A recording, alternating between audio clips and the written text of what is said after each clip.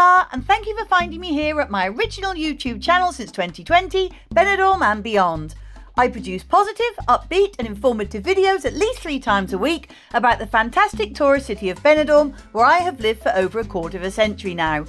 Today we're taking a stroll in the fabulous warm early spring sunshine from the glorious Levante beachfront and then all the way to the now infamous and brand new so-called Stagman's Corner.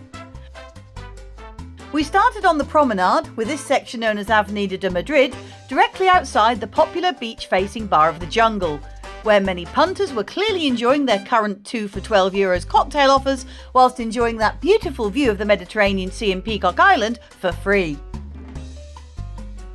Carrying on, we then walk by the sunken grassed area that acts as a storm drain in times of heavy rains, which is dotted with charming wrought iron statues of animals and their shepherds, before passing the well-known party bars of Tiki Beach and Cayman Beach, noting that on the sands there were lots of people sunbathing and enjoying this wonderful warm spell we're experiencing right now, which reminds me more of early summer, so goodness knows what the temperatures will be like then this year. As you can see up ahead, there are works currently going on the Promenade, and this is part of the project to replace the so-called Andrea columns, which date back to the 1990s, of which there are currently 22 of these illuminated fixtures. The works will cost just over €655,000, and once complete, these newly installed pillars will have great fibre optic lighting inside, which, as well as being attractive by night, will also be more energy efficient. We then walked back past Tiki Beach once more, where a workman was varnishing the wooden posts that usually have rope rails attached to them, making them fresher and more sea air resistant for the coming season ahead, and then we take a left into Avenida de Filipinas. As you will see, the next bar along, the Banana Beach Bar, has now completely disappeared for good, with work going on inside ready for a full renovation and maybe a new theme.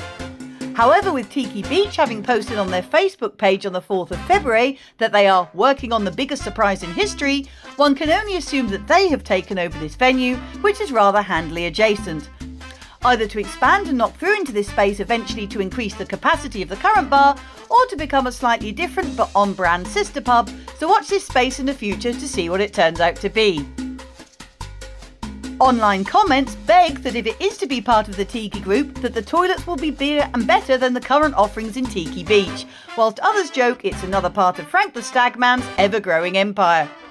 Talking of which, we next pass Miller's Beach Bar, owned by said Frank and his wife Jade, and as you can see, this venue is very much sold as a party-time hedonistic style bar, with dwarf hire, strip shows, beach parties and extreme stag stitch-ups all available for a fee, as well as live DJ sets, silent discos and goodness knows what more besides.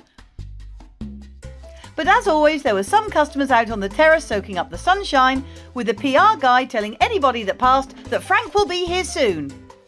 Next up, we passed the Lucifer Tattoo Studio, just perfectly positioned for some dodgy drunk decisions, and then we reached the recently rebranded and self-proclaimed Stagman's Corner. And for those of you who don't know who Frank the Stagman is, then I guess you never look at social media about Benidorm, or indeed Ibiza, but basically himself and his wife run these party-type bars and adult-themed shows, and as you might have heard, he owns several high-end sports cars, wears designer clothes which he loves to post about on his many videos and reels, and has a villa out of town, and has now taken over the next series of bars and restaurants that we will see.